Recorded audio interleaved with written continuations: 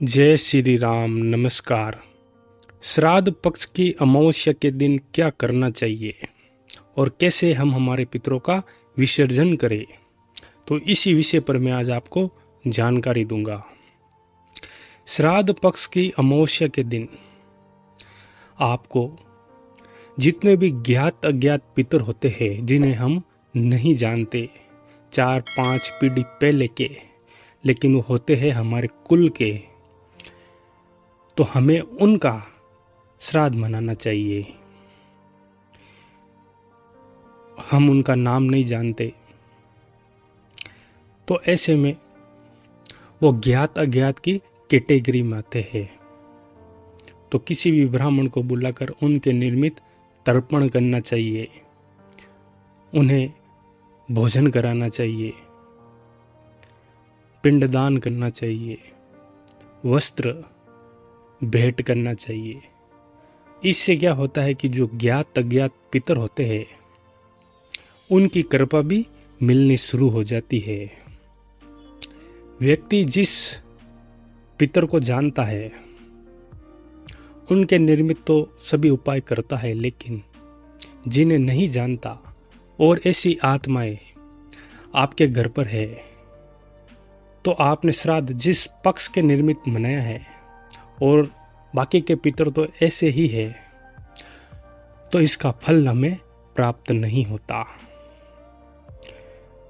तो श्राद्ध पक्ष में जिन्हें हम जानते हैं और जिन्हें हम नहीं जानते, ज्ञात अज्ञात पितर, तो ज्ञात अज्ञात पितरों का अमावस्या के दिन श्राद्ध पक्ष मना लेना चाहिए, जिससे उनकी कृपा मिलनी शुरू हो जाए। अब हम हमारे पितरों का विसर्जन कैसे करें?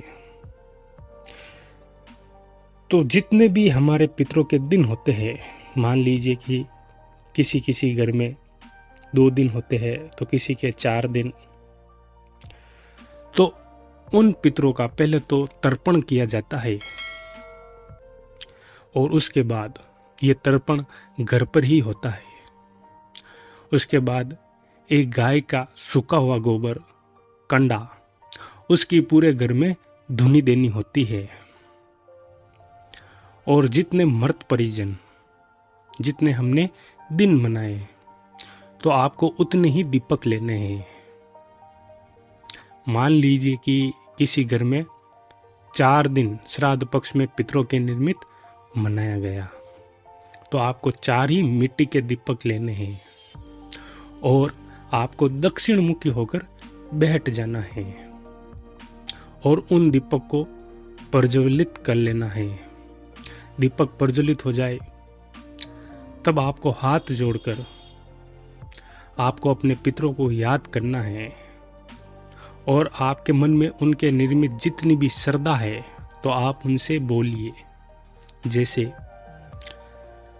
हमारे में जितनी भी श्रद्धा थी, जितना हमारा सामर्थ्य था, जितना हमारे में बल था, वो हमने आपके निर्मित किया है।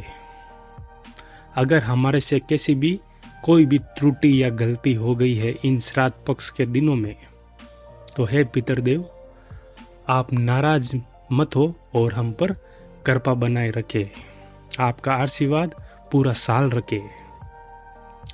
और जो आगे श्राद्ध पक्ष आएगा वो भी हम पूर्ण विधि विधान से मनाएंगे। अब श्राद्ध पक्ष समाप्त हो रहा है, तो आपको अपने पितरों का इस प्रकार से निवेदन करना है।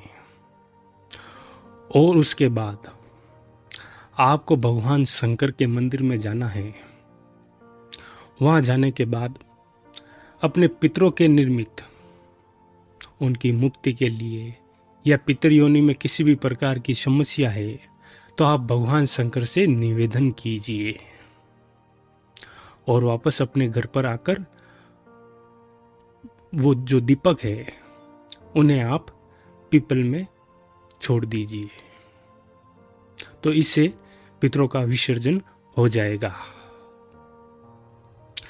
अगर कोई भी व्यक्ति अपने पितरों का विसर्जन नहीं करता, तो पितर फिर घर पर ही रह जाते हैं और तरह तरह की समस्या उत्पन्न होती है। अब जिनके पितर पहले से ही घर पर है अतृप्त आत्माएं, उनकी मुक्ति नहीं हुई है और वो घर पर किसी के शरीर में आ रहे हैं, तो ऐसे व्यक्ति ये उपाय ना करे। केवल वही व्यक्ति करे जिनके पितर किसी के शरीर में नहीं आते, सपन में नहीं आते, और हम उन्हें पितर मानकर पूज रहे हैं, तो ऐसे व्यक्ति ही ये उपाय करे। दोस्तों, मैं आशा करता हूं कि मेरे द्वारा दी गई जानकारी से आपको लाभ होगा। अब आप मुझे आज्ञा दीजिए। नमस्कार। जय श्री राम।